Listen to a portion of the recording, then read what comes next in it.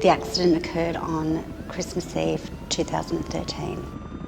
I don't recall what happened, but I was told that I was involved in a head-on collision. I pretty much got caught in the car and started to bleed out, and they needed to cut me out of the car because I was stuck. I was at threat of losing my life. They airlifted me to the Alfred Hospital and put me into a coma for 8 days.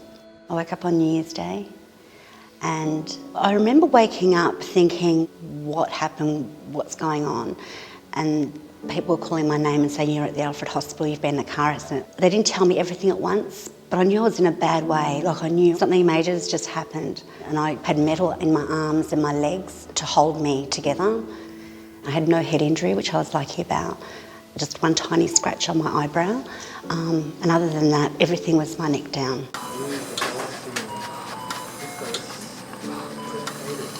I broke my C6 and C7 spinal fractures. I had an open wound to the elbow, broken and dislocated wrist, punctured lung, broken ribs and sternum. Both my legs were broken. My left knee was collapsed. Certainly Julie was on the more severe end of the spectrum. There was quite lengthy discussion about whether or not she would be better off having an amputation. I don't mind if I can't move it that well. I just want to keep my leg, you know. And we got her back to theatre, and luckily I was able to reconnect things and research it, and from there things finally healed and went well.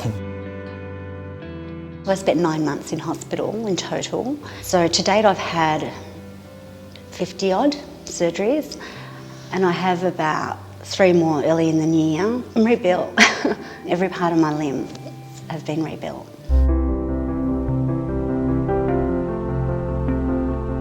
I wanted to just get well and better, and I wanted to get home to my family, I wanted to get home to my husband and my son.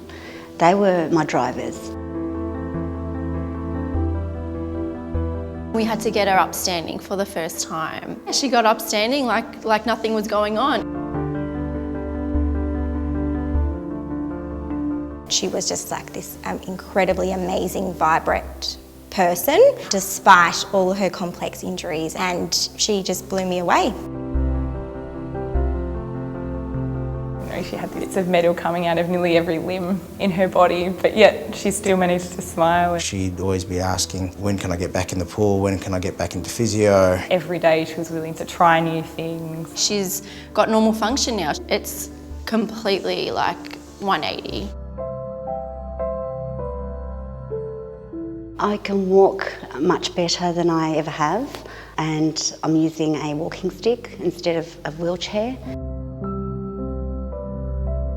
She wanted to share that, what her family went through and what a struggle it was, the health professionals, the impact she's had on them. It's very satisfying to see Julie where she is and what she's managing to achieve now. She's really making it into something positive. In some ways it's a bit of a roadmap for how to, so I hope it can become a handbook or a manual, if you like, for someone that's been through something traumatic. They might look at me and think, well, she did it. She's a bit of a minor celebrity now. When she goes back to the ward, everyone kind of knows her and remembers her. She's spent enough time there. I just value life. It's like I've been given a second chance. I guess my message to people is to not give up.